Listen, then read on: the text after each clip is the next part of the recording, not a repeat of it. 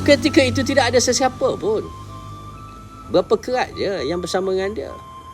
Selain daripada Eza Makno dan beberapa kerat lagi bersama dengan dia daripada UMNO. Anwar Ibrahim tidak ada sesiapa. Dan siapakah yang datang menghulurkan tangan daripada Anwar Ibrahim Lemas? Iaitu pemimpin-pemimpin PAS dan ahli-ahli PAS. Dan siapakah yang setiap minggu turun ke lapangan, reformasi dan sebagainya?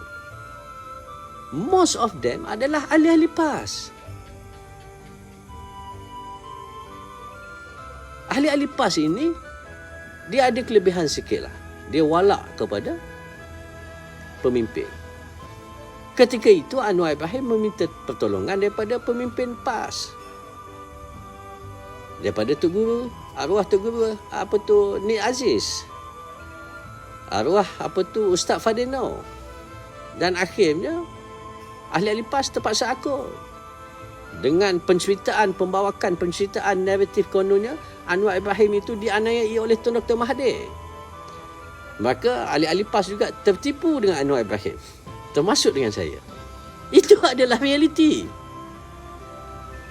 Tetapi apa balasan Anwar Ibrahim kepada PAS? Ini kita cerita, saya cuba nak mengheret daripada bagaimana dia jatuh daripada tidak ada sesiapa, PAS yang menghulurkannya, sehinggalah apa yang berlaku pada hari ini, iaitu Rafizi pula dipancung. Inilah apa yang saya nak beritahu, yang bahawasanya cukuplah. Apa kebodoh lagi kita nak meneruskan sokongan kepada non ketimbang ni? Penasihat parti, isteriku. Presiden parti, aku sendiri. Timbalan presiden parti, anak aku. Ini parti apa ni?